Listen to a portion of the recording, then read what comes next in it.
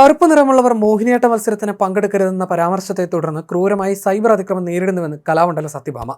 ഇക്കഴിഞ്ഞ 4 ദിവസങ്ങൾക്കിടയിൽ നിങ്ങൾക്ക് ചിന്തിക്കാൻ പോലും കഴിയാത്ത അതിക്രൂരമായി സൈബർ ആക്രമണങ്ങൾക്കാണ് താൻ വിധേയായതെന്ന് സത്യഭാമ ഫേസ്ബുക്കിൽ കുറിച്ചു. ആരെയും വേദനിപ്പിക്കണമെന്നോ അധിക്ഷേപിക്കണമെന്നോ ഉള്ള ഉദ്ദേശത്തോടെയല്ല താൻ ആ അഭിമുഖത്തിൽ പറഞ്ഞതെന്നും താൻ ആക്ഷേപിച്ചു എന്ന് നിങ്ങൾ അവകാശപ്പെടുന്ന ആ വ്യക്തിക്ക് ഗവൺമെന്റിന്റെ കീഴിൽ നൃത്തം അവതരിപ്പിക്കാൻ നിരവധി അവസരം നൽകിയിട്ടുണ്ടെന്നും കുറിപ്പിൽ സത്യഭാമ പറയുന്നു. കലാമണ്ഡല സത്യഭാമയുടെ കുറിപ്പിന്റെ പൂർണ്ണരൂപം ഇങ്ങനെയാണ്: ഓൺലൈൻ ചാനലിൽ ഞാൻ നടത്തിയ ഒരു പരാമർശമാണല്ലോ ഇപ്പോഴത്തെ ചർച്ചാ വിഷയം. ഞാൻ ജാതിയുമായും വംശീയമായും ഒക്കെ ആക്ഷേപിച്ചു എന്ന തരത്തിലാണ് പലരും എൻ്റെ വാക്കുകളെ വളച്ചൊടിച്ചത്. എനിക്ക് ചില കാര്യങ്ങൾ കൂടി പറയാനുണ്ട്. ശ്രീകുമാരൻ തമ്പി യൂണിവേഴ്സിറ്റി കലോത്സവത്തിൽ വിധികർത്താവായിരുന്ന ഷാജിയുടെ ആത്മഹത്യയെക്കുറിച്ചായിരുന്നു പ്രധാനമായും ഞാൻ ആ അഭിമുഖത്തിൽ പറഞ്ഞത്. എന്നാൽ കലോത്സവത്തിലെ കള്ളക്കളികളെക്കുറിച്ചുള്ള പരാമർശം വിവാദമായില്ല, ആരും വിവാദമാക്കിയില്ല. നിങ്ങൾ ആ അഭിമുഖം പൂർണ്ണമായി കാണണമെന്ന് ഞാൻ നിങ്ങളോട് അഭ്യർത്ഥിക്കുകയാണ്. ഞാൻ മാധ്യമങ്ങളോട് രൂക്ഷമായ തരത്തിൽ പ്രതികരിച്ചു എന്നാണല്ലോ പലരുടെയും ആരോപണം. ഞാനൊരു കാര്യം നിങ്ങളോട് ചോദിച്ചോട്ടെ.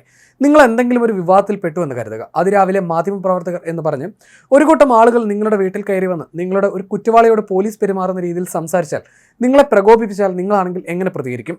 ഒരു സാധാരണ മനുഷ്യൻ ചെയ്യുന്നതേ ഞാനും ചെയ്തുള്ളൂ. കൂട്ടത്തിൽ ഒരു മാധ്യമപ്രവർത്തകൻ എൻ്റെ അമ്മയ്ക്ക് വിളിച്ചു. 66 വയസ്സുണ്ട് എനിക്ക്. ആ എന്നെയാണ് ചില മാധ്യമപ്രവർത്തകർ വീട്ടിൽ കയറി വന്ന് അധിക്ഷേപിച്ചത്. അതുകൊണ്ടാണ് കുറച്ച് രൂക്ഷമായ ഭാഷയിൽ എനിക്ക് പ്രതികരിക്കേണ്ടി വന്നത്. ഒരു മദ്യപാനിയോ തലയ്ക്ക് വെളിവില്ലാത്തയാളോ ആണ് ഇങ്ങനെ പറഞ്ഞിരുന്നെങ്കിൽ ഞാനത് ഉൾക്കൊള്ളുമായിരുന്നു. ഒരു രാഷ്ട്രീയ നേതാവിനോടാണെങ്കിൽ ഇവരിങ്ങനെ ചെയ്യുമായിരുന്നു. ഞാൻ പറഞ്ഞത് പലർക്കും തെറ്റായി തോന്നിയേക്കാം. അതേക്കുറിച്ച് ഒടുവിൽ പറയാം. ചാനൽ ചർച്ചകളിൽ പോലും എന്നെ ക്ഷണിച്ചു വരുത്തി എത്ര ക്രൂരമായ തരത്തിലാണ് അധിക്ഷേപിച്ചതെന്ന് നിങ്ങളും കണ്ടതാണല്ലോ. ഞാൻ നടത്തിയ ഒരു പരാമർശത്തിന് എന്തിനാണ് ചാനൽ ചർച്ചകളിൽ വന്നിരുന്ന മാന്യ സ്ത്രീകൾ ഉൾപ്പെടെയുള്ളവർ എൻ്റെ കുടുംബകാര്യങ്ങളെയും സ്വകാര്യതകളെയും വലിച്ചൊഴിച്ചത്? എന്തുകൊണ്ടാണ് അവതാരകർ അവരെ തടയാതിരുന്നത്? അപ്പോൾ അതൊരു മൃഗാവിനോദം ആയിരുന്നല്ലോ. എല്ലാവർക്കും അഭിപ്രായ സ്വാതന്ത്ര്യമുള്ള രാജ്യമല്ലേ നമ്മുടേത്? അതോ ആ അഭിപ്രായ സ്വാതന്ത്ര്യം ചിലർക്ക് മാത്രമായി പരിമിതപ്പെടുത്തിയിരിക്കുകയാണോ? ഈ കഴിഞ്ഞ 4-5 ദിവസങ്ങൾക്കിടയിൽ നിങ്ങൾക്ക് ചിന്തിക്കാൻ പോലും കഴിയാത്ത അതിക്രൂരമായ സൈബർ ആക്രമണങ്ങൾക്കാണ് ഞാൻ വിധേയായത്. സ്വന്തം യൂട്യൂബ് ചാനലിലെ കാഴ്ചക്കാരെ വർദ്ധിപ്പിക്കാൻ എന്നെക്കുറിച്ച് ഒന്നും അറിയാത്ത ചിലർ അസഭ്യം വിളിച്ച് പറയുന്നത് കണ്ടു. ഇവർക്കൊന്നും ഞാൻ എന്നെക്കുറിച്ച് ഒന്നും അറിയാത്തവരാണ്.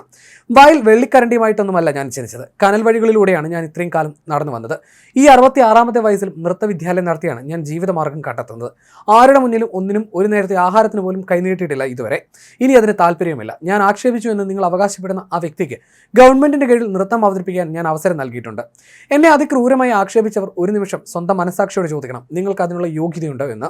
66 വയസ്സുള്ള ഒരു സ്ത്രീയുടെ വീൺവാക്കാണെന്ന് കരുതി നിങ്ങൾക്ക് അതിനെ തള്ളിക്കളയാമായിരുന്നു. ആരെയും വേദനിപ്പിക്കണമെന്നോ അധിക്ഷേപിക്കണമെന്നോ ഉള്ള ഉദ്ദേശത്തോടെയല്ല ഞാൻ അഭിമുഖത്തിൽ പറഞ്ഞതൊന്നും എന്നുമാണ് കുറിപ്പിൽ പറയുന്നത്. സംഭവത്തിൽ ഡോക്ടർ RLV രാമകൃഷ്ണന് പിന്തുണയുമായി പ്രമുഖർ ഫേസ്ബുക്കിൽ പോസ്റ്റുകളുമായി രംഗത്തെത്തിയിരുന്നു. സംഭവത്തിൽ നിയമ നടപടി സ്വീകരിക്കുമെന്നും ഡോക്ടർ RLV രാമകൃഷ്ണൻ വ്യക്തമാക്കുകയും ചെയ്തിരുന്നു. അതേസമയം താൻ ആരുടെയും പേരെടുത്ത് പരാമർശിച്ചിട്ടില്ലെന്നും ആരോപണത്തിൽ വസ്തുതയില്ലെന്നും നർത്തകിയുമായ സത്യഭാമ വ്യക്തമാക്കിയിരുന്നു. RLV രാമകൃഷ്ണൻ തന്നെ ദ്രോഹിച്ചിട്ടുണ്ടെന്ന് സത്യഭാമ പറഞ്ഞതിൽ ഉറച്ചു നിൽക്കുന്നുവെന്നും അവർ വ്യക്തമാക്കിയിരുന്നു.